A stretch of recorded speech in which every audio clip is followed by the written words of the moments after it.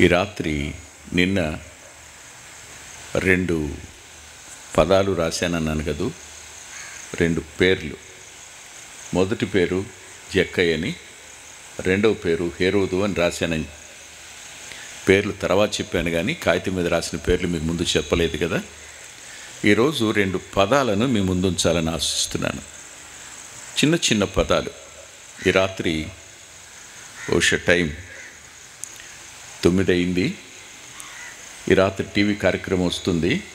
అందులో నేను ఓ చిన్న పదాన్ని, శుభవార్త టీవీలో కృపాంజలి అనే కార్యక్రమం వస్తుంది.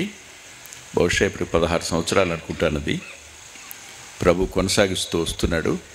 గనుక అనే మాట ఉదయకాలం రికార్డ్ చేశాను. ఉదయం అంటే మధ్యాహ్నం 2:12 దాటాక. గనుక అంటే యెహోవా యోసేపునకు తోడై ఉండెను గనుక. ఆ గనుక అనే పదం నేను మాట్లాడినప్పుడు నా ముందు కూర్చున్న, ఆ రికార్డింగ్ దగ్గర కూర్చున్న ఇద్దరిలో ఒక ఆయన గదిలోకి రాగానే, అన్నయ్య మీరు చాలా సంవత్సరాల క్రితం గనుక అనే పదం మీద వర్తమానం చెప్పారన్నాడు. అలాగే ఇంకొక పదం కూడా చెప్పాడు.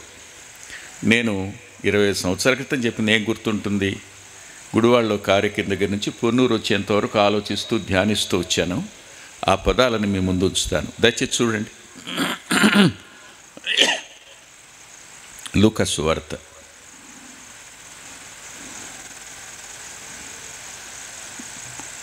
23వ అధ్యాయం. లూకా సువార్త 23వ అధ్యాయం 34వ వచనం.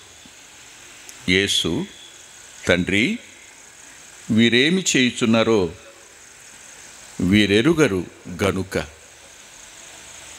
వీరేమి చేయుచున్నారో వీరెరుగరు గనుక. ఈ గనుక అనే పదం మానవ జాతి యావత్తుకు అనుగ్రహించబడుతున్న ఓ అద్భుతమైన కృపావార్త. ఇంకా పాపంలోనే ఉండి, ఇంకా ప్రభు దగ్గరికి రాక, ఈ లోకం శాశ్వతం అనుకుని, తాము జ్ఞానులమనుకుని, తమకంటే తెలివిగలవారు లేరనుకుని, ఇది కూడా ఒక మతమే అనే భావంలో ఉండి, ప్రభువుని నమ్ముకోని వారికి ఇది ఓ అద్భుతమైన సమాచారాన్ని ఇస్తుంది. అంతేకాదు, ఆయన మాట్లాడుతున్నప్పుడు రోమీయులైన అన్యులు మాత్రమే కాదు, యూదులుగా పిలువబడిన యూదులైన అబ్రహాము సంతానం కూడా ఉన్నారు.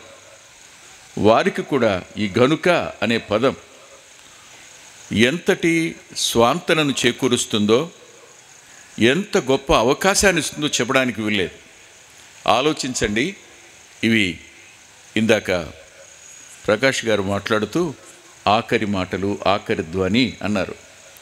ఇవి శిలువ మీద నా ప్రియరక్షకుడు పలుకుతున్న ఆఖరి మాటలు ఇవి. ఈ మాటల్లో ఆయన బహుశా తలకు ముండ్ల కిరీటం ఉంది, చేతులు సిలువ కొట్టబడ్డాయి, కాళ్ళు మేకుతో కొట్టబడింది. అలాంటి పరిస్థితుల్లో ఆపాదమస్తకం ఆయన రక్తసిక్తమైన దేహంతో కళ్ళు పైకెత్తి ఓ మాట అన్నాడు. Father, they know not what they do, forgive them. వాళ్ళు ఏం చేస్తున్నారు వీళ్ళకి తెలియదయ్యా, క్షమించు, గనుక క్షమించు. నిజానికి వారు చేస్తున్నదేమిటో వారు ఎరుగరు గనుక. అంటే మానవుని యొక్క తిరుగుబాటుకు ఆయన ఒక పరిష్కారాన్ని చూపిస్తున్నాడు. దేవుని ఎరుగుదుమో అని ఎరగకుండా జీవిస్తున్న వారికి ఒక పరిష్కారం చూపిస్తున్నాడు. మాకన్నీ తెలుసు అనే జ్ఞానంలో ఉన్నాము అనుకుని అజ్ఞానులుగా ఉన్నవారికి ఆయన ఒక పరిష్కారం చూపిస్తున్నాడు. మీరు ఈ మాటలు నేను అంటున్నప్పుడు మీకు బాధ కలిగి ఉంటుంది కదూ, కష్టంగా కూడా ఉంటుంది. ఆలోచించండి. అరే ఇక్కడ మీరు నాకంటే లావుగా ఉన్నారంటారా, ఇటు ఊపుకుంటున్నారు ఆడపిల్లలు. ఎవరైనా చిన్నపిల్లలు ఉంటే విసరండి, తప్పు లేదు. ఏం కాసేపు ఉండలేరా విసురుకోకుండా? ఇట్టెట్ట అంటే వద్దు బాబు, మాకు వాక్యం వద్దనట్టుంది నాకు. చిన్నపిల్లలు ఉంటే ఖచ్చితంగా విసరండి, తప్పదు. కానీ కాసేపు విసురుకోకుండా ఉండలేరా? ఇంట్లో భర్త మీద విసురుకోకుండా ఉండలేనట్టు కదా. రండి ఇక్కడికి. ఆ గొల్గొతా కొండ మీద శిలువ మీద వేలాడుతూ సమస్త మానవాళి కోసం చేసిన అద్భుతమైన విజ్ఞాపన ఇది. ఆ శిలువ మీద వేలాడుతున్న వ్యక్తి పరిశుద్ధుడు. ఆ శిలువ మీద వేలాడుతున్న వ్యక్తి యాజకుడు. ఆ శిలువ మీద వేలాడుతున్న వ్యక్తి బలిపశు. ఆయన క్రీస్తు అభిషేకించబడినవాడు. మూడంతల అద్భుతమైన పైన రాసుంది రాజు అని. రాజుని అభిషేకిస్తారు, యాజకుడిని అభిషేకిస్తారు, బలిపశువుని అభిషేకిస్తారు. ఆయన ఆకాశం వైపు కనులెత్తి చెప్పిన మాట ఏమిటంటే, వీరేం చేస్తున్నారో వీరికి తెలియదు గనుక వీరిని క్షమించండి అనే పదం. వీరేం చేస్తున్నారో వీరికి తెలియదు. ఆలోచించండి.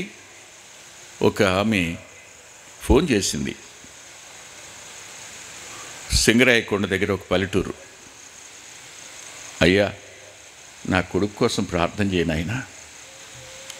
ఏమ్మా అంటే, బాబు తల్లినైనా నన్ను కొడతాడు, భార్యను చాలా ఇబ్బంది పెడతాడు, హింసిస్తాడు నాయనా, ప్రార్థన చేయవా అంది. ఏమ్మా చుట్టుప్రక్కల వాళ్ళు ఎవరూ లేరా, పట్టించుకోరా అంటే, అయ్యా వాడికి అంత జ్ఞానం లేదు, చుట్టుప్రక్కల వారు మమ్మల్ని గురించి పట్టించుకునే అంత సమీపంగా మేము ఎవరికీ లేము, దూరంగా ఉన్నాము. వాడంత జ్ఞానం గలవాడు కాదు నాయనా. అమ్మని కొట్టకూడదు అనే జ్ఞానం వాడికి ఎక్కడుంది? కట్టుకున్న భార్యని హింసించకూడదు అనే జ్ఞానం కూడా లేనివాడు వాడు.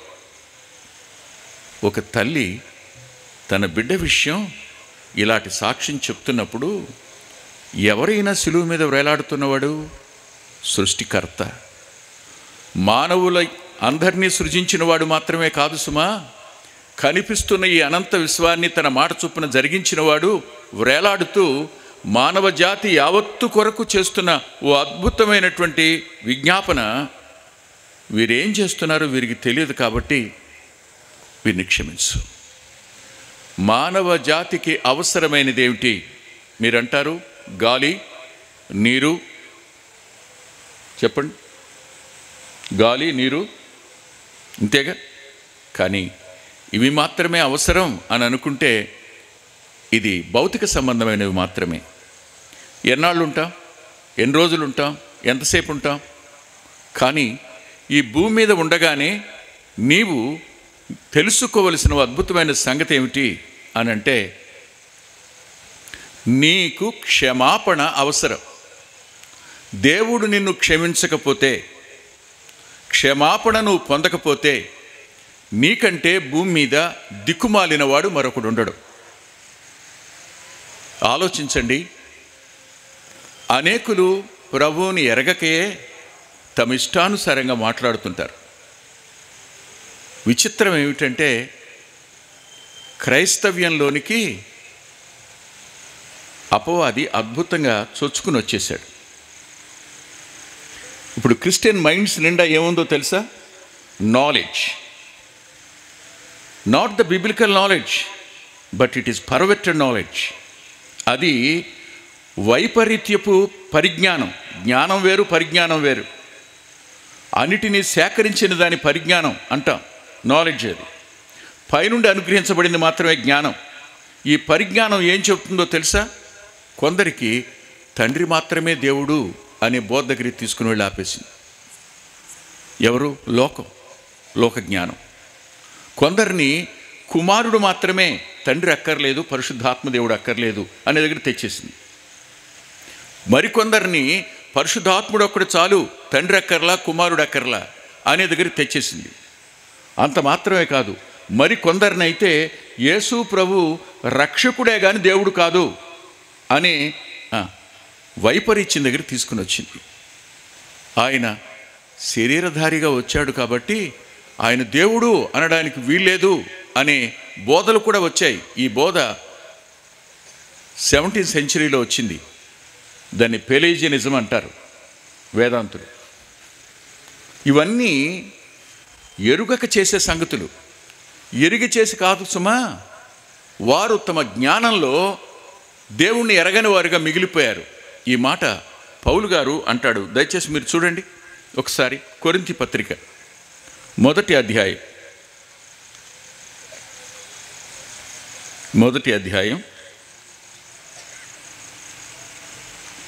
21వ వచనంలో మధ్య భాగం, లోకము తన జ్ఞానము చేత దేవుని ఎరుగకుండినందున, లోకము తన జ్ఞానము చేత దేవుని ఎరుగకుండినందున.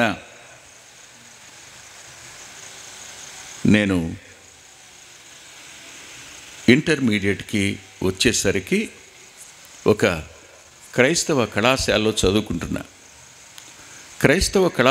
చదువుకుంటున్న ఆ దినాల్లో కొంతమంది ఫ్యాకల్టీ లెక్చరర్స్ వాళ్ళు మారు మనసు పొందామని సహవాసాలకు వెళుతూ యూత్ రిట్రీట్లో పాలు పంపులు పొందుతూ సాయంకాలం కాగానే రైల్వే క్వార్టర్స్ దాటితే, మేముండే రైల్వే క్వార్టర్స్ దాటితే అదంతా ఇసుక పరలు. అందులో చిన్న చిన్న గోతులు ఉండేవి. అంటే నీరు కోసం తవ్వి ఆ నీటిని చల్లి పంటలు పండాక గొయ్యి మిగిలిపోతుంది. వేసవకాలం ఏముండవు, ఆ నీళ్ళు ఉండవు. అందులో మోకరించి ఏడుస్తూ ఉండేవాళ్ళు. నేను మా నాన్న పని చేయడం కోసం ఆ రైలు కట్ట వెంట నడిచి వెళుతున్నప్పుడు వాళ్ళ ఏడుపులు వినపడుతుండే. నా అంతరంగంలో ఇంత చదువుకున్నాడు, ఎందుకు ఏడుస్తున్నాడు ఇతను, ఎందుకు ప్రార్థన చేస్తున్నాడు అనుకుంటూ కాలేజీకి రాగానే ఒక మాకంటే కొంచెం పెద్ద స్టూడెంట్ అన్నాడు, రే చూసే వెళ్తున్నాడు పవిత్ర పాపి అన్నాడు.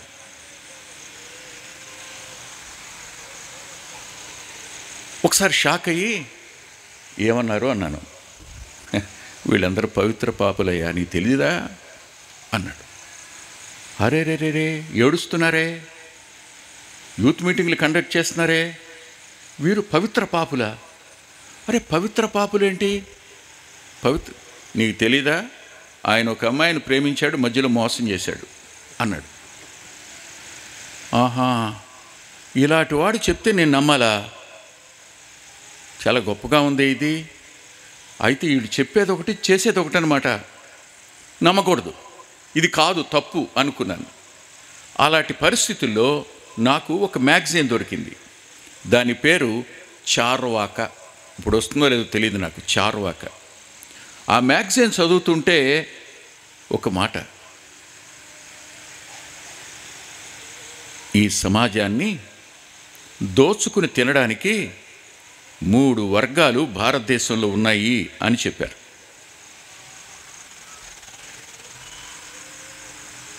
మొదటి వర్గం పాస్టర్లు, రెండవ వర్గం పూజారులు, మూడవ వర్గం ముల్లాలు.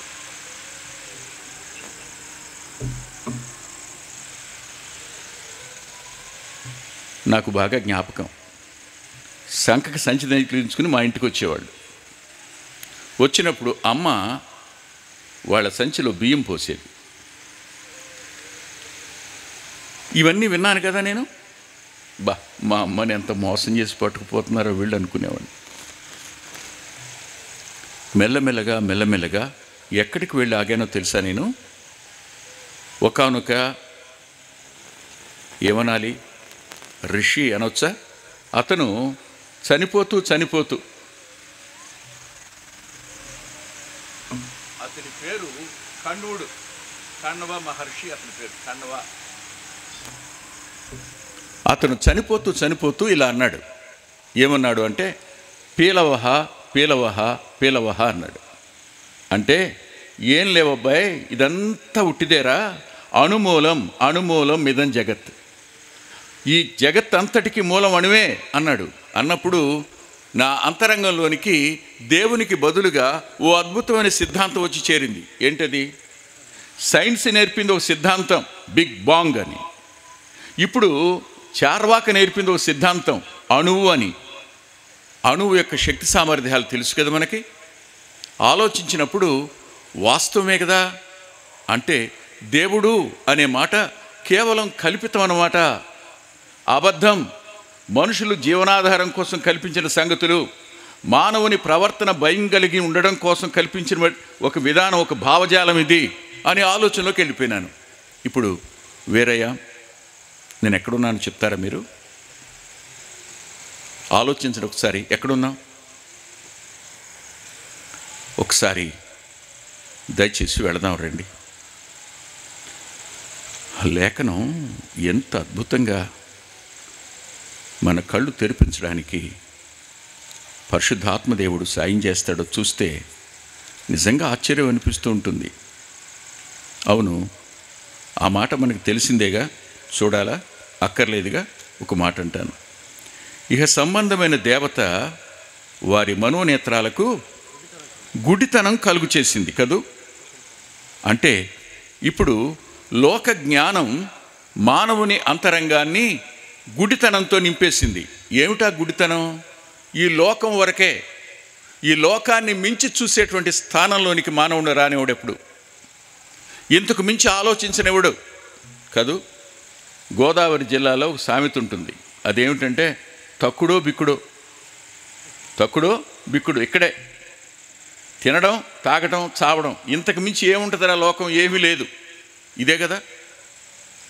అంటే మానవుడి మనసుని ఈ జీవితం అనుభవించడం దగ్గరే, జనం నుంచి మరణం వరకే, ఇంతకు మించి అటు తర్వాత ఇంకేమీ లేదు, ఒట్టిదే.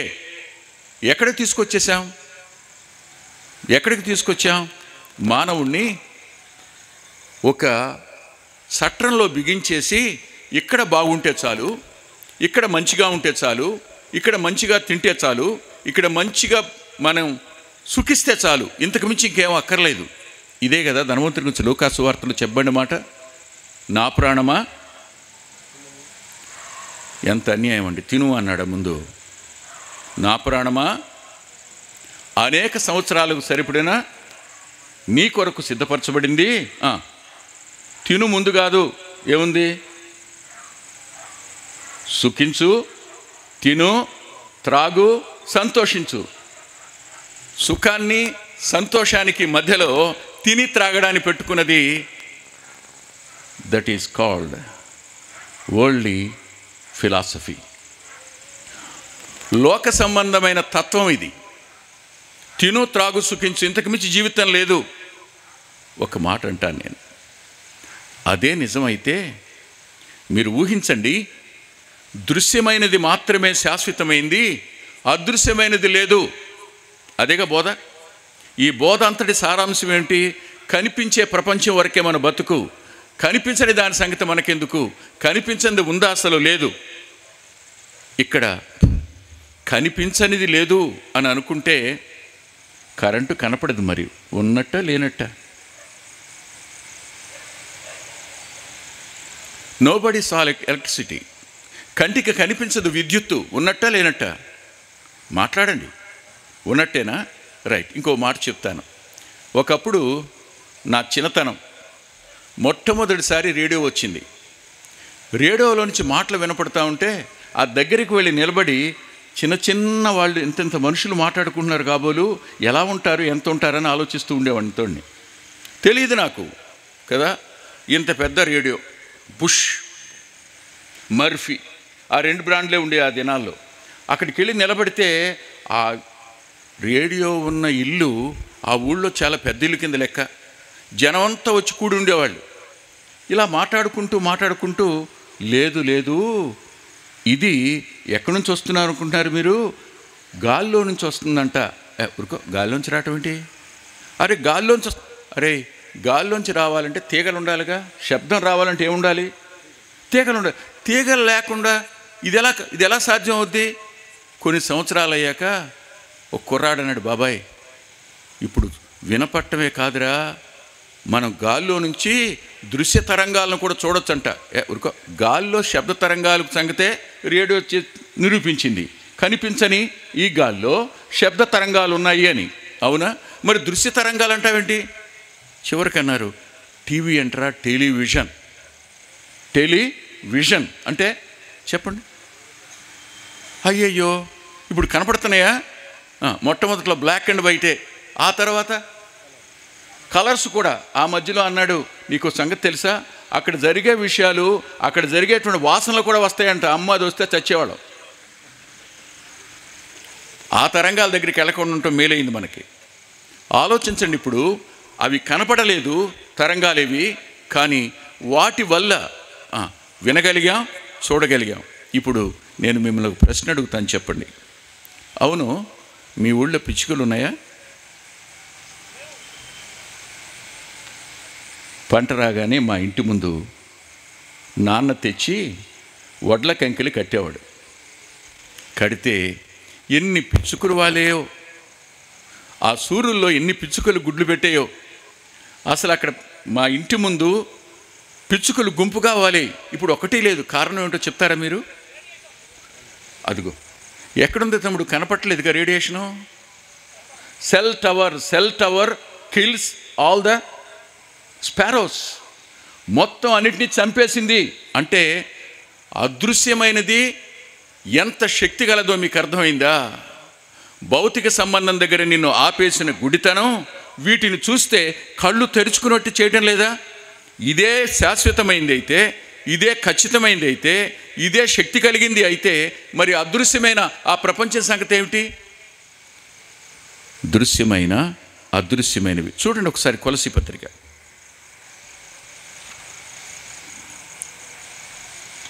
కొలసీ పత్రిక 1వ అధ్యాయం 16వ వచనం. ఏలయనగా భూమి యందున్నవియు ఆకాశమందున్నవియు దృశ్యమైనవి కానీ అదృశ్యమైనవి కానీ, అవి సింహాసనాలైనా, ప్రభుత్వాలైనా, ప్రధానులైన, అధికారములైన సర్వమును ఆయన యందు సృజించబడెను. సర్వమును ఆయన ద్వారాను ఆయన బట్టి. ఎవరైనా సులువు మీద వేలాడుతున్నవాడు. ఎవరు దేవుడు లేడు అనుకుంటున్నారో, ఆయన భూమి మీదకి రక్తమాంసాల్లో పాలివాడై వస్తే ఆయనను అంగీకరించని మానవులు ఆయనను సిలువ వేశారు, ఆయనను హింసించారు. మార్క్స్ వార్తలో రాస్తాడు, బాధాకరంగా రాస్తాడు. చూడండి ఒకసారి మార్క్స్ వార్త 15వ అధ్యాయం. మార్క్స్ వార్త 15వ అధ్యాయం. రక్తం కారుతుంది, చేతులు, తల, కాళ్ళు, దేహమంతటి నుంచి రక్తం స్రవిస్తూ ఉంది. అలాంటి సమయాన వ్రాయబడిన మాట ఏమిటో చూడండి దయచేసి. నెంబర్ 1, 27వ వచనం. కుడివైపున ఒకనిని, ఎడమవైపున ఒకనిని, 2 బందిపోటు దొంగలను ఆయనతో సిలువ వేసిరి. కింద ఫుట్నోట్లో ఏం రాశాడు తెలుసా? ఆయనను అక్రమకారులలో ఒకనిగా.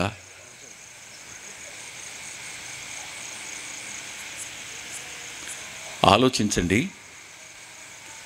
పిలాతు అన్నాడు ఆయనలో ఏ దోషం నాకు కనపడడం లేదని. హేరోదు అన్నాడు ఆయనలో నాకు ఏ దోషం కనపడలేదని. కానీ ఎవరు అబ్రహాము సంతానమో, ఏ అబ్రహాము సంతానంలో నుంచి నేను జన్మిస్తాను అబ్రహాం నీ కడుపున, నీవు ఎవరిని దత్తత తీసుకోవద్దు, నేనే నీకు బహుమానాన్ని ఆదికాండం 15వ అధ్యాయంలో దేవుడు తానే చెప్పాడో, ఆయన అదే గర్భంలో నుంచి మనుష్యుడిగా వచ్చినప్పుడు ఆయనను అక్రమకారుల్లో ఒకనిగా ఎంచి దొంగలతో సమానునిగా ఆయన సిలువ వేసినప్పుడు ఆయన పలుకుతున్న మాట ఏమిటో తెలుసా? వీళ్ళు ఏం చేస్తున్నారో వీళ్ళకి తెలియదు, క్షమించయ్యా, గనుక క్షమించు అంటే అన్నీ ఎరిగిన దేవుడు మానవుని యొక్క మూర్ఖత్వాన్ని, మానవుని యొక్క అజ్ఞానాన్ని, మానవుని యొక్క తెలివి తక్కువతనాన్ని, మానవుడు తన జ్ఞానంలో తాను తెలివిగలవాడిని అనుకుని అమాయకుడిగా మారిపోయి అపవాది చేతుల్లోనూ లోక జ్ఞానంలోనూ అతడు పట్టుబడిన వాడై దేవుణ్ణి దేవునిగా గుర్తించకుండా ఆయనకి వేరే పేరు పెట్టి ఆయన ఎవరితోనో సమానునిగా చేస్తున్నప్పుడు ఆలోచించండి. ఆయన అన్నమాట, వీరికి తెలియదయ్యా, వీరిని క్షమించు, వీరు ఎరుగరు కనుక వీరిని క్షమించు. ఈ మాట చిన్నది కాదు, చాలా పెద్దది. అంటే మానవులందరినీ చూస్తున్న ఆ కళ్ళు ప్రేమతో పలికిన మాట. ఎరగరు కదా, క్షమించు, ఎరుగురు కదా. ఈ మాట చూడండి ఒకసారి అపోస్తుల కార్యాల గ్రంథంలో మనకు స్పష్టంగా కనపడుతుంది. దయచేసి రండి, 3వ అధ్యాయం, అపోస్తుల కార్యాల గ్రంథం 3వ అధ్యాయం 17వ వచనం. సహోదరులారా, మీరును మీ అధికారులను తెలియక చేసిరని నాకు తెలుసు. అధికారులందరూ గుంపు కూడి ఆయన మీద దురాలోచన చేసినప్పుడు వాళ్ళకి తెలియక, ప్రజలందరూ వాళ్ళ మాట విని సిలువ వేయమని కేకలు వేశారే, తెలియక. అంతేకాదు, పిలాతు, నేను మీ ఆచార ప్రకారం ఒక వ్యక్తిని విడుదల చేస్తాను కదా, అలా ఈయన్ని విడుదల చేస్తాను నేను అని అంటే వాళ్ళు ఏమన్నారో తెలుసా? ఇదే 3వ అధ్యాయంలో పైన రాశాడు, దయచేసి మీరు చూడండి. 13, 14 వచనాలు. మీరు ఆయనను అప్పగించితిరి, పిలాతు ఆయన విడుదల చేయని నిశ్చయించినప్పుడు మీరు అతని ఎదుట ఆయన నిరాకరించితిరి. మీరు పరిశుద్ధుడును నీతిమంతుడు అయిన వానిని నిరాకరించి నరహంతకుడైన మనిషిని మీకు అనుగ్రహింపమని అడిగితిరి. ఆగండి, మాకు జీవాధిపతొద్దు, మా మధ్యలో హత్యలు చేస్తుంటాడే, మా మధ్యలో దొంగతనం చేస్తుంటాడే, మా మధ్యలో బందిపోటుగా ఉంటాడే, అతను మాకు. మానవ జాతి ఏం కోరుకుంది? జీవమిచ్చే జీవాధిపతి అక్కర్లేదు, ప్రాణం తీసే వ్యక్తి నాకు కావాలి అని కోరుకుంది కదూ, కోరుకుంది లోకమంతా. ఆనాడున్న ప్రజలు, ఈనాడున్న ప్రజలు అంతే. ప్రభువుని నిరాకరిస్తున్నారు అంటే ప్రభు యొక్క శత్రువు కావాలని కోరుకుంటున్నారని అర్థం. యేసుక్రీస్తు ప్రభు నాకు అక్కర్లేదు, నాకు కావలసింది ఎవరో తెలుసా? అపవాది. వాడు నాకు కావాలి, వాడు నాకు ఎంతైనా అవసరం. ఈ లోకమంతా వాడికి సంబంధించిందిగా ఉంది. వాడి లోకాధికారి, నాకేమైనా ఇస్తాడు, ఈ భౌతిక సంబంధంగా ఎంత సంతోషమైనా ఇస్తాడు. ఆలోచించండి, జీవాధిపతిని వద్దని ఎవరిని కావాలని కోరుకున్నారు మీరు? ఆయన నిరాకరించారు. ఆయన అన్నాడు, అయ్యా నన్ను నిరాకరించారు, తెలియక క్షమించు, గనుక క్షమించు. నిరాకరించిన వారిని తెలియక నిరాకరించారు గనుక క్షమించయ్యా. ఈ మాట ఎవరనగలరు? మాట్లాడండి. భార్య తన భర్త గురించి అంటుందా? భర్త తన భార్య గురించి అంటాడా? తెలియకలేండి, పోనీయండి అని అంటాడా? అనడు. నేరం మోపుతాడు. ఆ నేరాన్ని రుజువుపరచడానికి ఎవరినైనా సాక్షిని కూడా పిలుస్తాడు.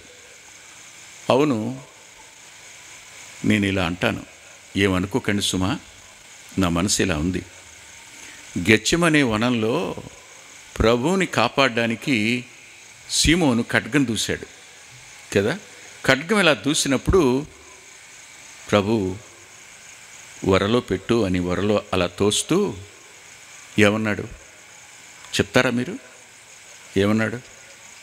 కత్తి వరలో పెట్టు, ఇప్పుడు నేను వేడుకుంటే 12 చతుష్టయాల సైన్యం దేవదూతలు సిద్ధంగా ఉన్నారు అని. అంటే గెత్సెమనేలో 72,000 మంది యుద్ధ దూతలు ఉన్నారన్నమాట.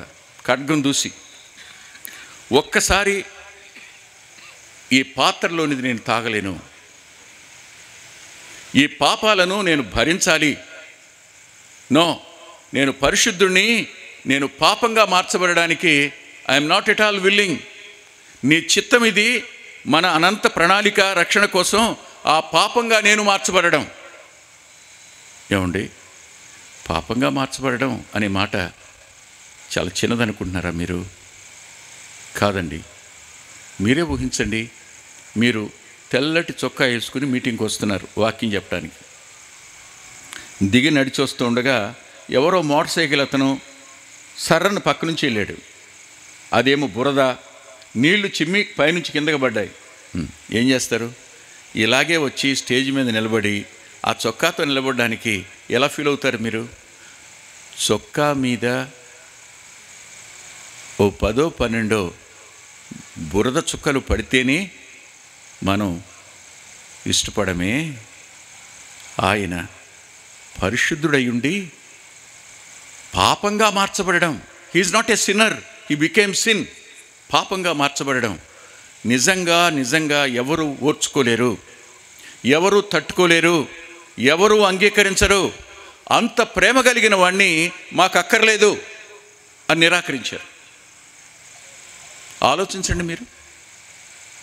అంతేకాదు, క్రింద అంటారు, భలే గొప్ప మాట పలుకుతాడు చూడండి దయచేసి. ఏమన్నారు? 15వ వచనం, మీరు జీవాధిపతిని చంపితిరి. ఎవరైనా జీవాధిపతి, ఎవరైనా మానవులందరి కొరకు తాను పాపమై మనల్ని పరిశుద్ధులుగా చేయడం కోసం తన రక్తాన్ని చిందించినవాడు ఆయన అతడు నాకు అక్కర్లేదు. మనిషి జ్ఞానం దేవుణ్ణి నిరాకరించింది. ఆనాటి మతం ప్రభువుని నిరాకరించింది. ఆ రోజు చేసినటువంటి కిందకి వెళితే ఇదే మార్క్స్ వార్తలో దయచేసి 15వ అధ్యాయంలో చూడండి ఒకసారి. 15వ అధ్యాయంలో బరబ్బాని కోరుకోవటమే కాకుండా 15వ అధ్యాయంలో ఇలా రాసింది. దయచేసి చూడండి.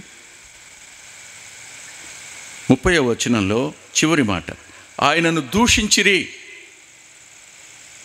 నిరాకరించారు, దూషించారు. చాలాసార్లు గుండెలు పిండేసే విషయాలు కుటుంబాల్లో కనపడుతుంటాయి.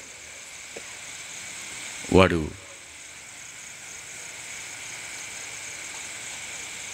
డిగ్రీ పాస్ అవుతాడు, ఇంట్లోనే ఉంటాడు, ఎక్కడికి పోడు, ఏ పని చేయడు. అమ్మా నాన్న ముసలోళ్ళు అయిపోతారు. పెన్షన్ పుస్తకం తీసుకెళ్ళి ఎవరి దగ్గర తాకట్టు పెట్టి తెచ్చుకుంటాడు డబ్బులు. అమ్మ, రే అదే కదరా జీవనాధారం, ఎందుకట్ట చేసావరా అని అడిగితే ఇలా అంటాడు, ఎవడు కనమన్నాడు నిన్ను?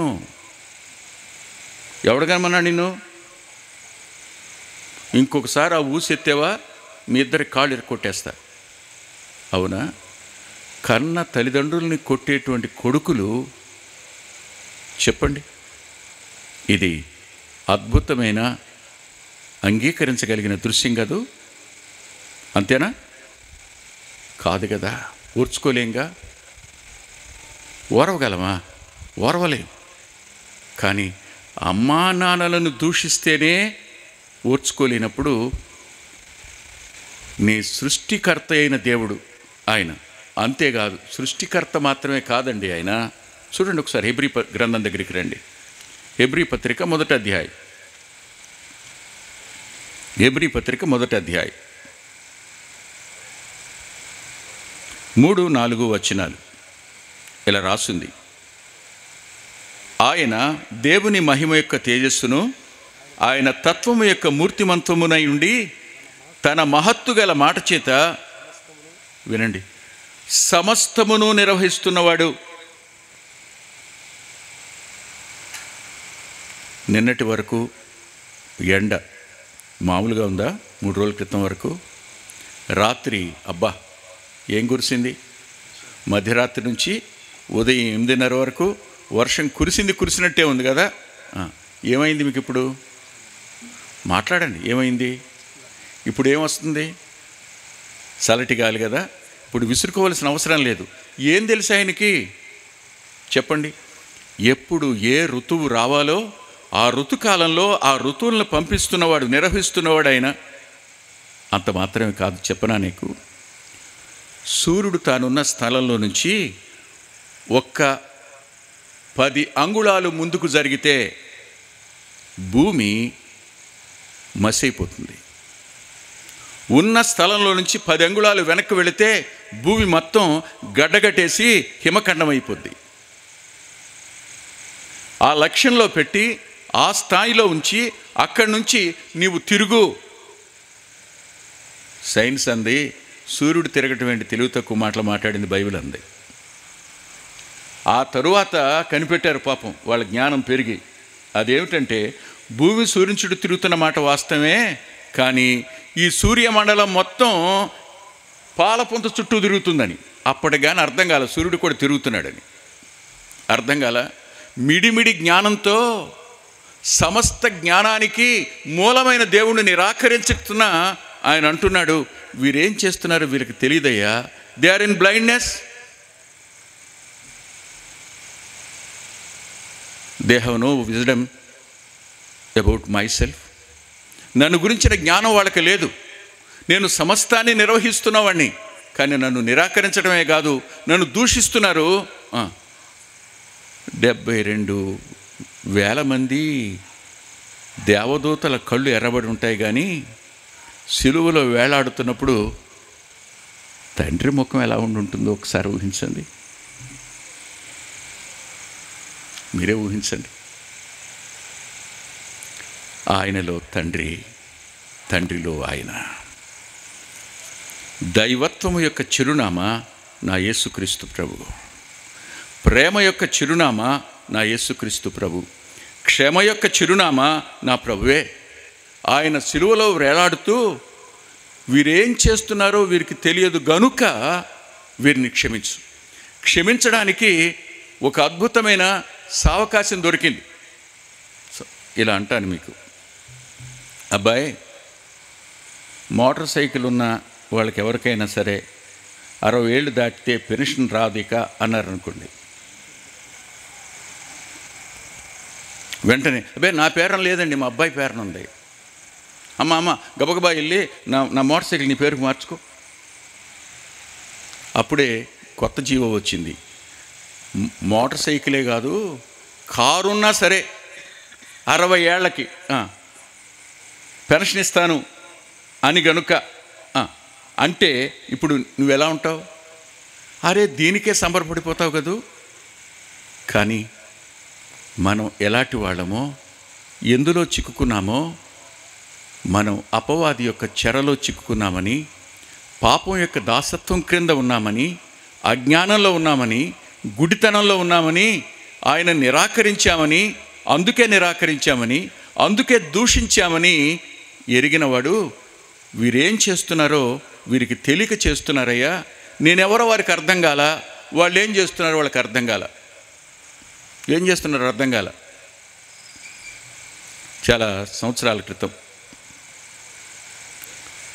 మచిలీపట్నం ట్రైన్ దిగుతున్నా. నేను దిగేసి ఫస్ట్ ప్లాట్ఫామ్ మీదకి వచ్చేసా.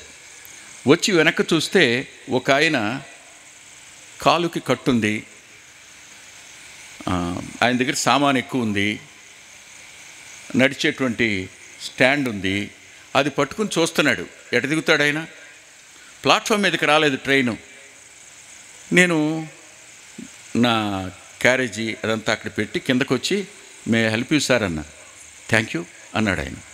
ఆయనవన్నీ తీసుకుని అక్కడ పెట్టి ఆయన మెల్లగా భుజం మీద చేయి పెట్టేట్టు కిందకి దించి ఆయన అది నేను తీసుకుని నా భుజం ఆధారం తీసుకుని వచ్చి ఆ ప్లాట్ఫామ్ మీద కూర్చోబెట్టి మళ్ళా చేపట్టుకుని పైకి లేపి అవన్నీ ఆయనకి అప్పగిస్తూ, సార్ నేను ఈ బుట్టతో పాటు వీటిని కూడా పట్టుకుంటాను అంటే, gentlemen I can touch your shoulder అని అడిగాడు. నీ భుజాన్ని ముట్టుకోవచ్చా అని. నో ప్రాబ్లం సార్, మీరు ముట్టుకోవడం కాదు, you can lean on it sir అన్న.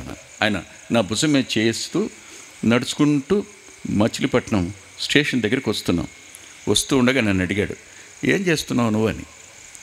సార్ నేను ఎంఏ చేస్తున్నాను సార్ అన్నాను. ఏ సబ్జెక్ట్ ఏమిటి అన్నాడు.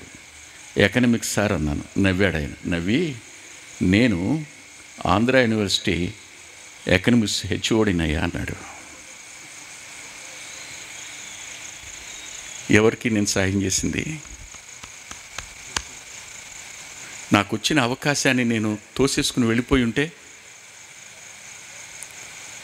అవును ఇదే రక్షణ దినం అన్నప్పుడు దేవుని అర్థం చేసుకోవడానికి, ఆయన మనసు దగ్గరికి రావడానికి, ఆయన ఇష్టపడింది చేయడానికి, ఆయన కోరిన దానికి మన జీవితాలు అప్పగించుకోవడానికి నీవు దిగి నీవేమిటో గ్రహించి, ఆయన ఎక్కడా నేనెక్కడా, ఆయన తనకేదో అవసరం ఉన్నట్టు నిలబడ్డాడు, హృదయం యొక్క తలుపు తడుతున్నట్టున్నాడు, ఏదో అవసరం కోసం మనల్ని పిలుస్తున్నట్టున్నాడు. రండి, రక్షణ పొందండి, వెనక్కి తిరిగి రండి, కమ్ బ్యాక్, రిటర్న్.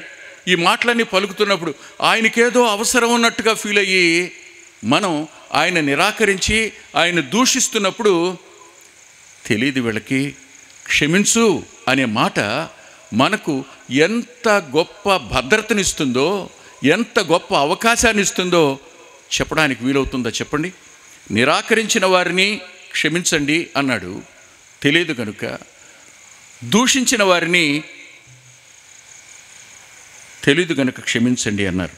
15వ అధ్యాయం దగ్గరికే వద్దాం మళ్ళీ. మార్క్సు వార్త 31వ వచనం. అట్లు శాస్త్రులను ప్రధాన యాజకులను అపహాస్యము చేయొచ్చు.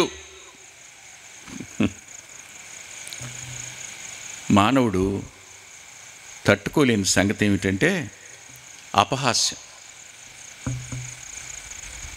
అపహాస్యాన్ని తట్టుకోలేడు. అపహాస్యం అంటే మాట్లాడండి.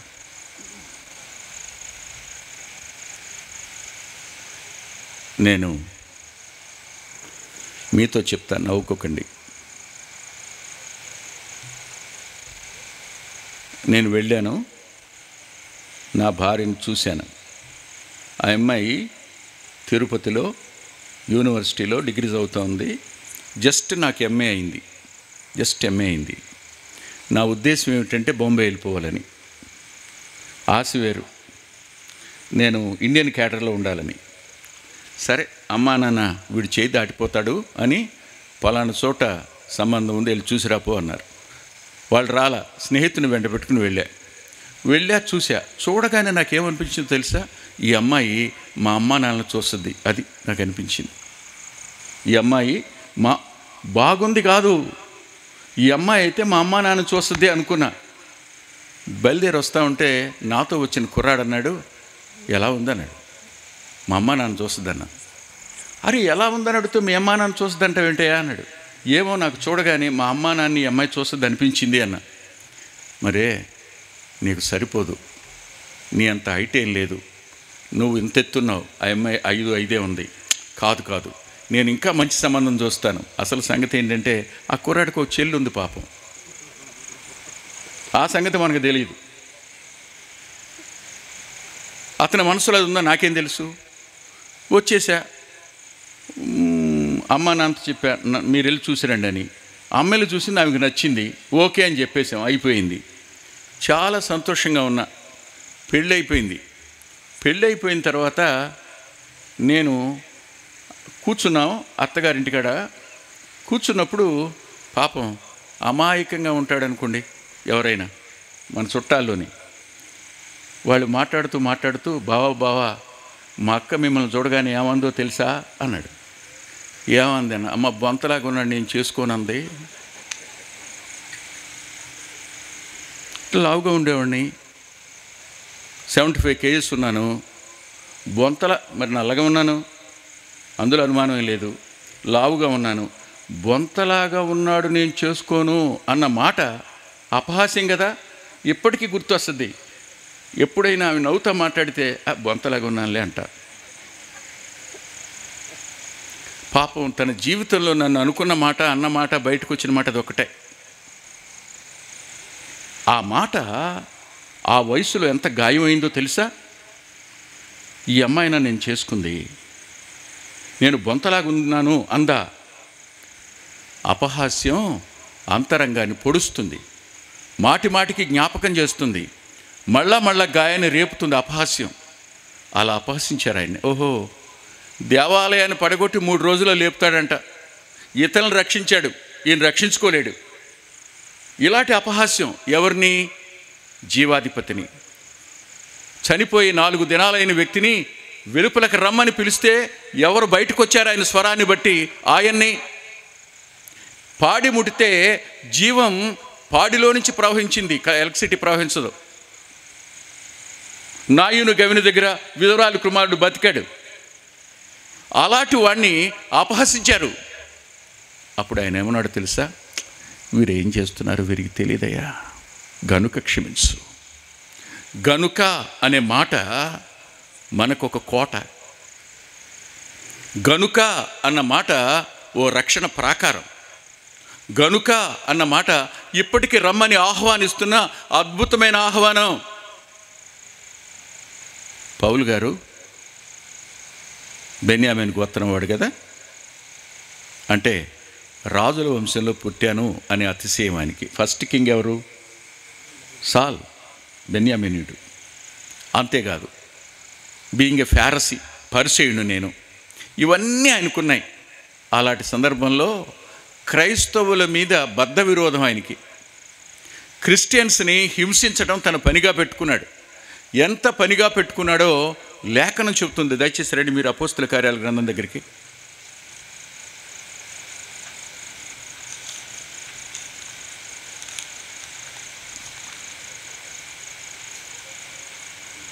అపోస్తుల కార్యాల గ్రంథం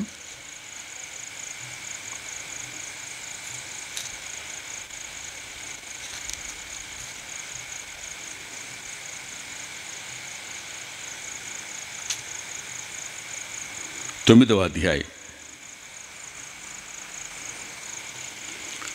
1వ వచనం.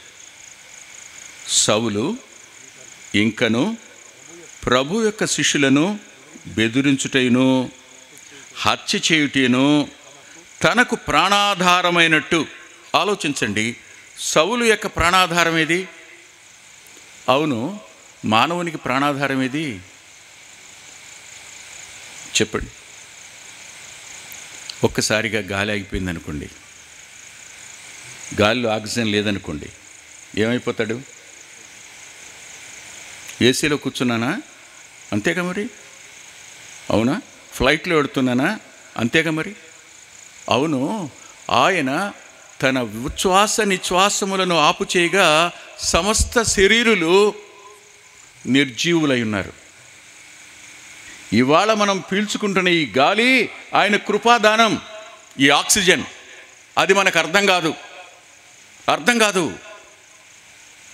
ఒక ముసలాయన ఇంగ్లాండ్లో కరోనా తర్వాత, ఇందాక ప్రకాష్ రాజు గారు కరోనా గురించి 2-3 సార్లు ప్రస్తావించారు. కరోనా అయిపోయిన తర్వాత బయటకు వచ్చిన తర్వాత అతనికి పెట్టింది ఏంటంటే, ఇంగ్లాండ్ మనలాగా ఉండదు తమ్ముడు, విస్తారమైన మందులు ఎవరో. -2 degreesలో నేను చార్లెస్ స్పర్జన్ గారు మెట్రోపాలిటన్ టాబర్నకల్ చర్చిని చూడడానికి వెళ్ళాను.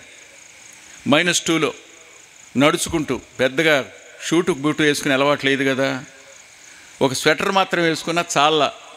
ఇంటికి వచ్చేటప్పటికి అయిపోయింది అంతే నా పని. ఫీవరు 100, 101 వస్తూ ఉంది.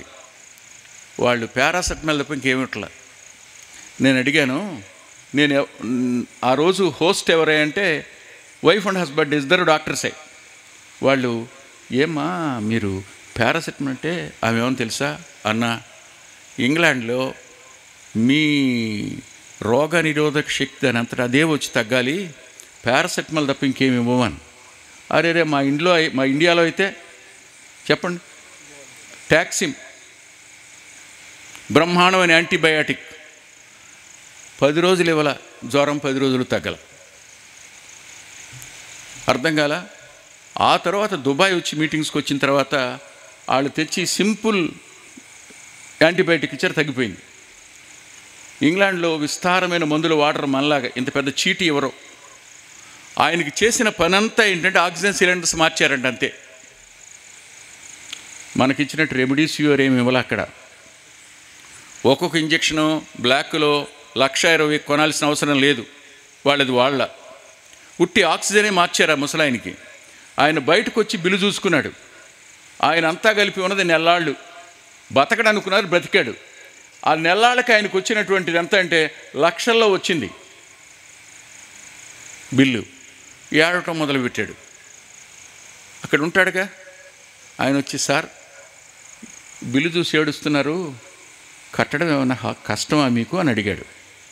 అయ్యా, కట్టడానికి కష్టం కాదు, ఇంతకు రెట్టింపైన కడతాను, నేను ఆర్థికంగా ఏమి ఇబ్బంది లేదు, నెల్లాళ్ళు నేను ఆక్సిజన్ పీల్చుకోవడానికి ఇంత అయితే ఇప్పుడు నా వయసు 78 years.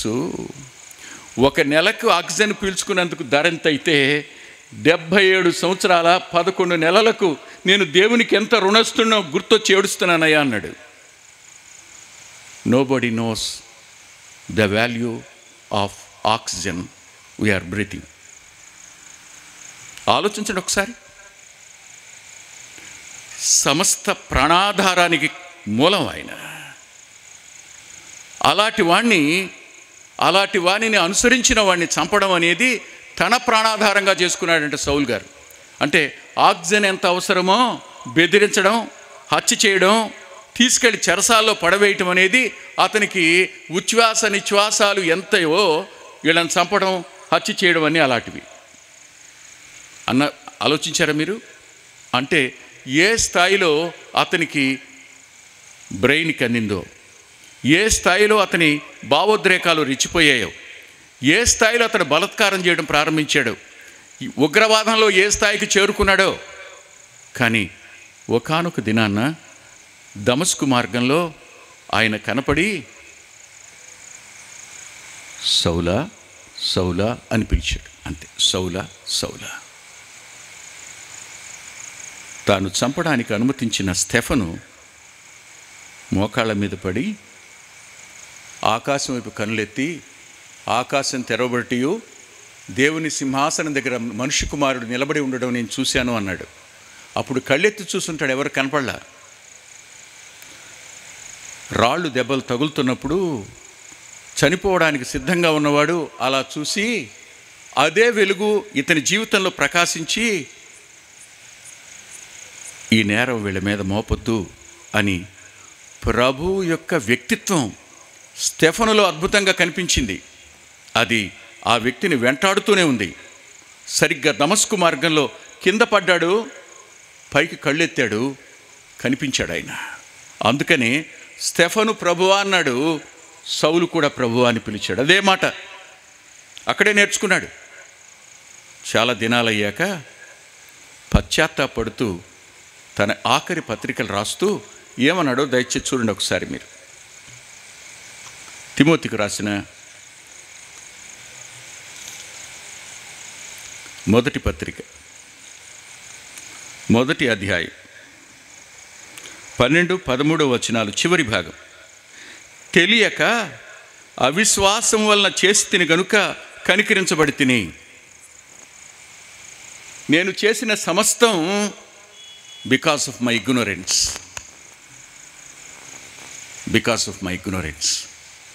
ఈ రాత్రి వేళ నీవెవరివైనా సరే ప్రభువుని ఇంకా అంగీకరించకపోతే నీవు ఎరుగని వాడివిగా, తెలియని వాడివిగా, అజ్ఞానిగా, తెలివి తక్కువ వాడిగా ఉన్నావు గనుక క్షమించు అన్న మాటను నువ్వు స్వతంత్రించుకోగలవా? అది నీ సొంతం చేసుకోగలవా? సొంతం చేసుకోవడానికి రాత్రి నేను పిలుస్తున్నాడు ఆయన. ఆయన ఎంత గొప్పవాడో తెలుసా మీకు? ఇప్పుడు 2వ పదం దగ్గరికి రండి. మళ్ళీ తిరిగి లూకా సువార్త 23వ అధ్యాయం. ఇందాక 34 చూసాం కదూ, ఇప్పుడు 43 దగ్గరికి వెడదాం. ఇది 3:4, అది 4:3. అందుకు ఆయన వారితో, నేడు నీవు నాతో కూడా పరదేశంలో ఉందవని నిశ్చయముగా. మొదటి పదం గనుక, 2వ పదం నిశ్చయముగా. It is certain.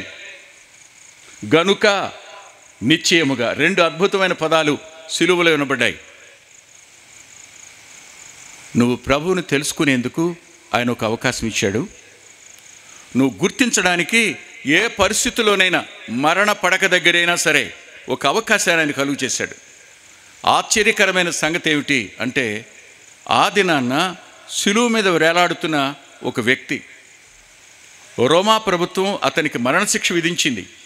శిలువ మరణం అనేది అత్యంత కఠినమైన మరణం. ఆ మరణశిక్ష పొందినవాడు అందరికంటే దారుణమైన తప్పు చేశాడని అర్థం. శిలువ మీద వేలాడేటువంటి వ్యక్తి వెంటనే చనిపోడు. చాలామంది హిస్టోరియన్స్ రాశారు. జోసిఫస్ రాశాడు. ఇలా రాసిన హిస్టోరియన్స్ చాలామంది ఉన్నారు. వారం రోజులు 10 రోజులు వేలాడుతూనే ఉంటారట. వాళ్ళ కళ్ళు పొడుచుకు తింటూ ఉన్నటువంటి గద్దలు వస్తాయంట. వాళ్ళు అరుస్తూ కేకలు పెడతానే ఉంటారంట. శిలువ మీద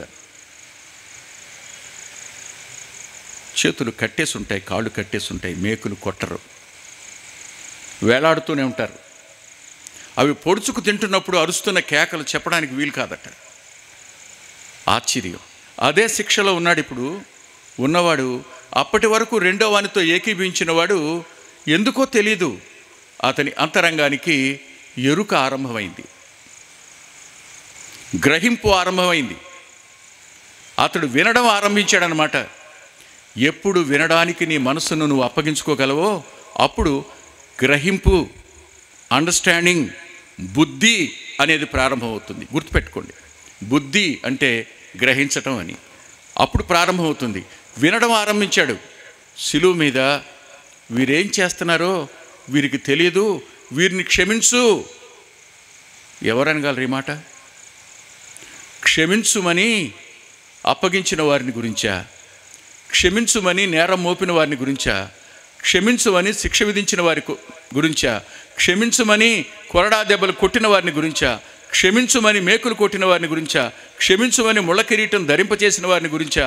క్షమించు అని దూషించిన వారు, అపహసించిన వారు, నిరాకరించిన వారందరిని గురించి చెప్పడం అనేది it is not possible to human being.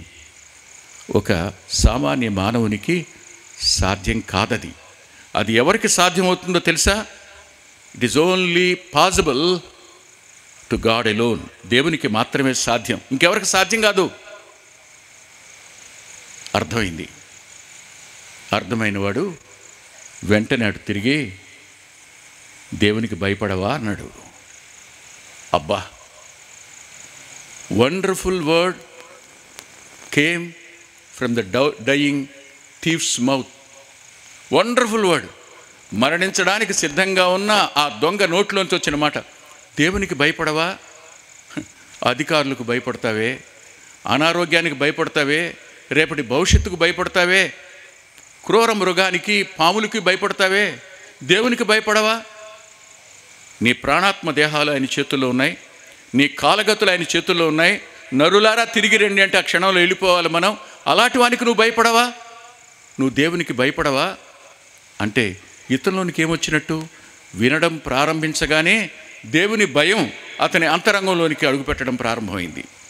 విశ్వాసం మాత్రమే కాదు, దేవుని భయం కూడా. అంటూ మనకైతే ఇది న్యాయమే. చెప్పనా? ఈ కన్ఫెస్డ్ హిజ్ లైఫ్. తన గతమంతా జ్ఞాపకం చేసుకుని ఇది మనకు న్యాయం, మనం ఈ శిక్షకు అర్హులం, మనం దౌర్భాగ్యులం, మనం ఇష్టానుసారంగా బ్రతికిన వాళ్ళం, మన జీవితానికి ఈ శిక్ష సరిపోయిందే. చాలామంది జైల్లో కలుసుకున్నప్పుడు చెప్తారు, అన్యాయం జరిగింది సార్, అన్యాయం జరిగింది సార్ అని.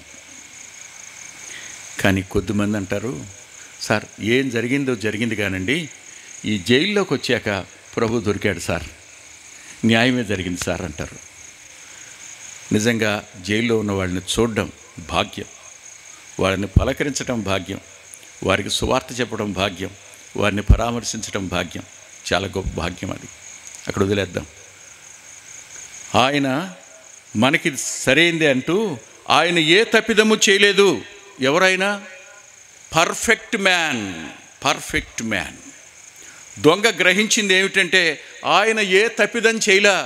ఇంకొక మాట చెప్పనా, he is holy one. We are wretched sinners, he is holy one. ఎప్పుడు అర్థమవుతుంది? ఎక్కడ పరిశుద్ధాత్మ దేవుని కార్యం ఆరంభమవుతుందో, ఎక్కడ దేవుని ముఖకాంతి ప్రకాశిస్తుందో అక్కడ మన వ్యక్తిగత జీవితాలు స్పష్టంగా మన కళ్ళ ముందుకు తీసుకుని రాబడతాయి. స్పష్టంగా నువ్వెవరో గుర్తిస్తావు. ప్రభు ఎవరో అర్థమవుతుంది నీకు. సరిగ్గా అర్థమైన తరువాత ఆయన ఏ తప్పిదం చేయలే. మనమా ఇప్పటి వరకు చేసిన వాటికి ఎంత పెద్ద చిట్టానో. ఈ ప్రభుత్వం మన మీద మోపిన నేరాలు చాలా కొంచెమే, కానీ అంతకు మించి చేశాం మనం. ఆయనలో ఏ తప్పు లేదు. ఏం ఆలోచించాడు? ఆయన పరిశుద్ధుడు, ఆయన ఏ నేరం చేయలేదు అన్నవాడు ప్రభు వైపు తిరిగి అటు నుంచి ఇటు తల తిప్పి యేసు అన్నాడు. He called him as saviour, రక్షకుడా. కొద్దిసేపట్లో వస్తారు, కాళ్ళు విరక్కొడతారు, రక్తస్రావం అయిపోయి చచ్చిపోతాడు. పసకాకు దించేయాలి కదా, సావుకు దగ్గరగా ఉన్నాడు, కాళ్ళు విరిగిపోవడానికి సిద్ధంగా ఉన్నాయి. కొద్ది సమయంలోనే జరిగిపోయే పని అది. సావు గడియల దగ్గర ఆయన వైపు తిరిగి రక్షకుడా అన్నాడు. అంటే యేసు అనే పదానికి మాట్లాడుతూ అంటాడు, ఆయన తన ప్రజల పాపము నుండి వారిని రక్షించును గనుక ఆయనకి యేసు అని పేరు పెడతారు. అంటే రక్షణ అనే పదానికి పాప క్షమాపణ ఎప్పుడు లింక్ అవుతుంటుంది. పాప క్షమాపణ లేకుండా రక్షణ అనేది లేదు. పశ్చాత్తాపం అనేది రాకుండా రక్షణ అనేది దొరకదు.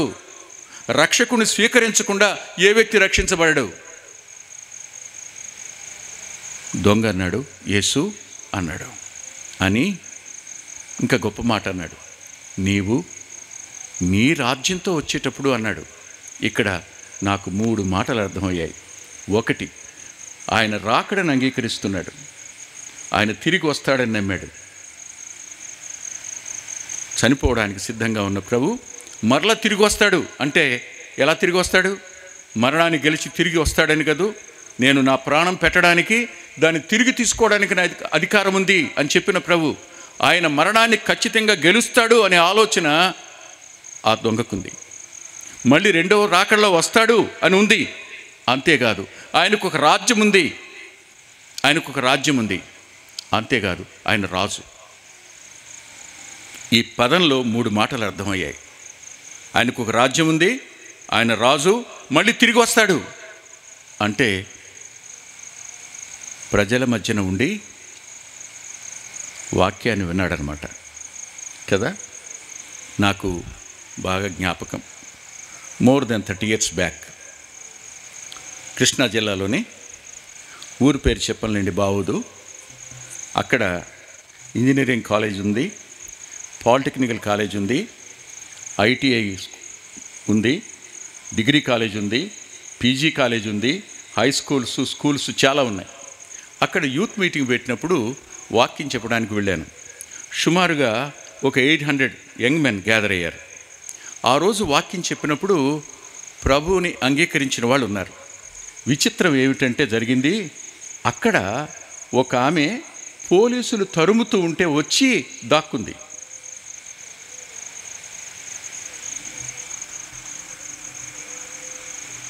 ఆమె నక్సలైట్. ఆమె పేర్లు మన గోడల మీద కనపడతాయి. పద్మక్క. ఆమెను పట్టించిన వారికి 10 లక్షలు. ఆమె పోలీసులు తప్పించుకోవడానికి వచ్చి ఆ మీటింగ్లో చేరింది.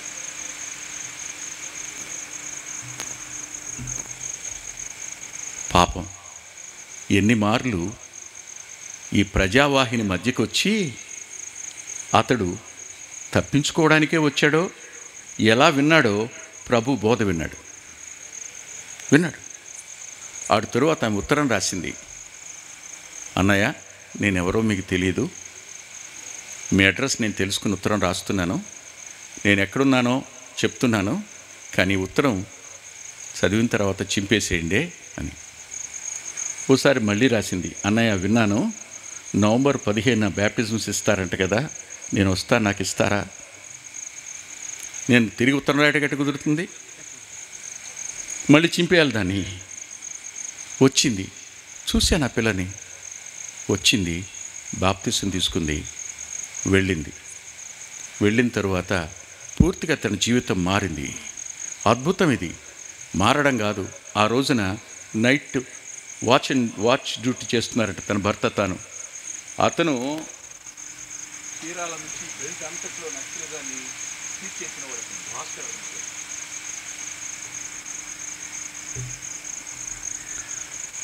అతను వాగులోనికి వెళ్ళాడు. ఈ పిల్ల శీతాకాలం అది నెగడు మంట వస్తూ ఉంటే చలి కాసుకుంటూ ఉంది. ఈయన వెళ్ళాడు కదా బయటికి, ఉదయం ఇంక తెల్లవారక ముందే వాగులోకి వెళ్ళాడు. ఈమె వెళ్ళగా తన జేబులో నుంచి న్యూ టెస్టిమెంట్ తీసి చదువుకోవడం ప్రారంభించిందంట. తను రాసిన ఉత్తరంలో మాటలే. చదువుకోవడం ఆరంభిస్తే మర్చిపోయింది, భర్త వస్తాడన్న సంగతి మర్చిపోయింది. ఆకలి అలాంటిది. చదువుతా ఉంటే వచ్చేసి పద్మా అన్న. ఒకసారి షాక్ అయింది. నువ్వా చదువుతున్నావా? తీసుకుని ముక్కలు చేసి అందులో వేసాడంట. ఏమని రా అన్నయ్య, నా చేతిలో ఉన్న బైబిల్ చించి అగ్నిలో పారేశాడు, కానీ నా హృదయంలో ఉన్న వాక్యాన్ని ఏం చేయలేడు కదా ఆయన అంది. ఆ తరువాత అమ్మాయి వచ్చి మీ దగ్గరలో ఉన్న తెనాలిలో హిందీ పండిట్ ట్రైనింగ్లో జాయిన్ అయింది. పండిట్ ట్రైనింగ్ అంతా అయిపోయిన తర్వాత నాకు ఫోన్ చేసి అన్నయ్య నన్ను తీసుకుని వెళ్ళి మీరు సరెండర్ చేస్తారా అని. ఎవరికి? గవర్నమెంట్ వాళ్ళకి. నేను సరెండర్ చేస్తే ఎలా ఉంటుంది? చూయామాయి నేను ఎప్పుడు పొలిటీషియన్స్ దగ్గరికి ఎప్పుడు వెళ్ళినవాడిని కాదు, ఎవరి దగ్గర చేతులు కట్టుకునేవాడిని కాదు, ఎవరి దగ్గర పైసా తీసుకోవడం నాకు ఇష్టం లేదు, అది లేదు అసలు. అలాంటిది నేను చెప్పాను, అలా కాదురా, నీవు ఎవరైనా సరే రిటైర్డ్ పోలీస్ ఆఫీసర్ చూడు, అతను బిలీవర్ అయిందని. సరిగ్గా ఒక డిఎస్పీ దొరికాడు, తీసుకెళ్ళి సబ్మిట్ చేశాడు వైఫ్ అండ్ హస్బెండ్ని. సబ్మిట్ చేస్తే ఇంతకాలం ఎక్కడున్నారమ్మా, మీరు టీచింగ్ పీరియడ్ పలానా తెలంగాణలో చదువుతున్నాను, వాళ్ళకి క్షమాపణ ఇచ్చారు. Now they are in Vijayawada, both of their. ఇద్దరు విజయవాడలో ఉన్నారు ఇప్పుడు. ఆ పిల్ల ప్రభు నమ్ముకుంది, మంచి విశ్వాసిగా ఉంది. ఎందుకు ఈ మాట చెప్తున్నాను తెలుసా? వాక్యం విన్నాడు, వాక్యం మనసులోకి వస్తుంది. ఆయన మానవుల కోసం ప్రాణం పెట్టడానికి నేను వచ్చాను, పరిచర్య చేయించుకోవడానికి రాలేదు, పరిచర్య చేయడానికే వచ్చాను, అనేకులకు క్రయధనంగా నా ప్రాణం పెట్టడానికి వచ్చాను అన్నవాడు ప్రాణం పెడుతున్నాడనే సంగతి అర్థమైంది.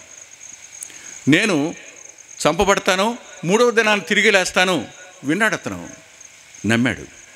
నేను మళ్ళా వస్తాను, భయపడకండి, నేనుండు చోటు మీరు కూడా ఉండేట్టుగా నేను మిమ్మల్ని తీసుకొని వెళతాను అర్థమైంది. ఈ మాటలన్నీ శిలువ మీద అతని అంతరంగానికి పరిశుద్ధాత్ముడు వచ్చినప్పుడు ఆయన నా వాటిలోనివి మీకు జ్ఞాపకం చేయను, that is the work of the spirit of God. అది జరిగింది. అతను ఇలా అన్నాడు, అయ్యా నన్ను జ్ఞాపకం చేసుకోవా, రిమెంబర్ మీ లార్డ్, నన్ను గుర్తు చేసుకో.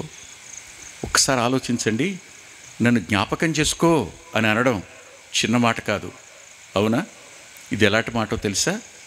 అబీగయలు దావీదుతో అంటుంది, నువ్వు రాజు అయ్యాక నన్ను జ్ఞాపకం చేసుకో అయ్యా. సంసోన్ అంటాడు, అయ్యా ఈ ఒక్కసారి నన్ను జ్ఞాపకం చేసుకో అయ్యా. సిలువ మీద దొంగ అన్నాడు, ఒక్కసారి జ్ఞాపకం చేసుకో అయ్యా. ఈ మాట అతని కన్నీటిలో నుంచి వచ్చింది, అతడి యొక్క పశ్చాత్తాపంలో నుంచి వచ్చింది, అతడి విశ్వాసంలో నుంచి వచ్చింది. అప్పుడు ఆయన అన్నాడు, నిశ్చయముగా, నిశ్చయముగా నేడు నీవు నాతో. ఎవరితో బతికాడు ఇప్పటిదాకా? అతని జీవితం ఎవరికి దాసత్వం చేసింది? అతడు ఎవరి రాజ్యంలో ఉన్నాడు? ఎవరు ఏం చెప్తే ఈ పనులన్నీ చేశాడు? అతని నుంచి క్షణాలలో అతను విడిపించబడ్డాడు. నేడు నీవు నాతో ఏమేర్పడింది? There is a relation.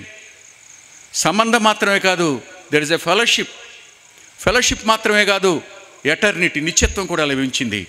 ఎంత అద్భుతంగా! నిశ్చయము. యోహాను సువార్తలో 3 నిశ్చయం అని రాసింది. మొదటి మాట, మనిషి కుమారునికి పైగా దేవదూతలు ఎక్కుచూ దిగుచూ ఉండుట నిశ్చయముగా నువ్వు చూస్తావు అన్నాడు నతనయేలుతో. తరువాత అన్నాడు ఆయన,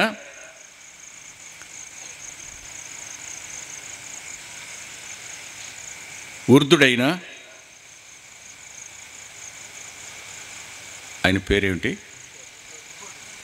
నికోదేముతో అంటాడు, ఒకడు క్రొత్తగా జన్మించకపోతే పరలోక రాజ్యాన్ని చూడడని నిశ్చయముగా నేను నీతో చెప్తున్నాను అన్నాడు. ఎప్పుడు అంటున్నాడు? నిశ్చయముగా నువ్వు నాతో ఉంటావని. నేనెవరో గుర్తిస్తే నిశ్చయంగా నాతో ఉంటావు. నేనెవరో అర్థం చేసుకోకపోతే నిశ్చయంగా చూడడం కూడా సాధ్యం కాదు నీకు. It is certain. ప్రభువుని అంగీకరించిన వాడు మరణంలోంచి జీవంలోకి దాటడం నిశ్చయం. ప్రభువుని అంగీకరించిన వాడు పరిశుద్ధుడిగా మార్చబడడం నిశ్చయం. ప్రభువుని అంగీకరించిన వాడు దేవుని కుమారులే అధికారం పొందడం నిశ్చయం. ప్రభువుని అంగీకరించిన వాడు పశ్చాత్తాపడి ఆయన వద్ద తన జీవితాన్ని అప్పగించుకున్నవాడు, ఒప్పుకున్నవాడు ఖచ్చితంగా జీవగ్రంథంలో పేరు రాయబడడం నిశ్చయం. It is certain. ఆలోచించండి. వాళ్ళ గనుక అనే ఓ అద్భుతమైన అవకాశం దగ్గరికి నువ్వు వస్తే, ఆ అవకాశం నువ్వు సద్వినియోగం చేసుకుంటే ఖచ్చితంగా నిశ్చయంగా నువ్వు ఆయనతో యుగయుగాలు ఉండబోతున్నావు. సిలువ మీద 2 మాటలు, గనుక, నిశ్చయముగా. ఈ 2 పదాలు మానవ జాతికి రక్షణ యొక్క మూలాలు.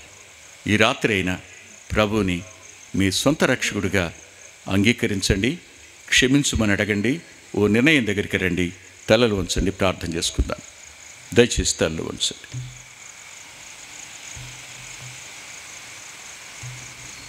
మోకరించగలిగిన వాళ్ళందరూ దయచేసి మోకరించండి. మోకరించలేమనుకున్న వాళ్ళు కూర్చునే ఉండండి, ఏం పర్వాలేదు. మేము మోకరించగలను అనుకున్నవారు, దేవుని సన్నిధిలో ఉన్నామని స్పృహ ఉన్నవాళ్ళు మోకరించండి. ఫ్యాంటేం పాడవదలండి, చీరకేం మచ్చలు పడవు. మోకరించండి, మోకరించండి. కళ్ళు మోయండి. 2 నిమిషాలు ఆలోచించండి. గనుక అని ఆయన పలకపోయి ఉంటే no possibility for forgiveness. Certain అని అనకపోతే రక్షణ అనేది అలాంటి వ్యక్తికే వచ్చినప్పుడు, పాపులలో ప్రధానునికే వచ్చినప్పుడు, సిలువలో ప్రాణం పోయేటప్పుడే వచ్చినప్పుడు, ఇది ఒకవేళ ఆఖరి సమయమేమో, రేపు మంద కాదేమో. ఈ రాత్రి అయినా ప్రభు దగ్గరికి మీరు ఎందుకు రాకూడదు? ఆయన పాదాలను ఎందుకు ఆశ్రయించకూడదు? ఆయన ఎందుకు క్షమించమని అడగకూడదు? ఒక్కసారిగా ప్రభువుని, ప్రభువా నన్ను జ్ఞాపకం చేసుకోవా, నన్ను క్షమించవా, నీ రక్తంతో కడిగి పవిత్రపరచవా అని అడగండి ఆయన్ని. రేపు మంది కాదు. ప్రార్థన చేసుకుందాం.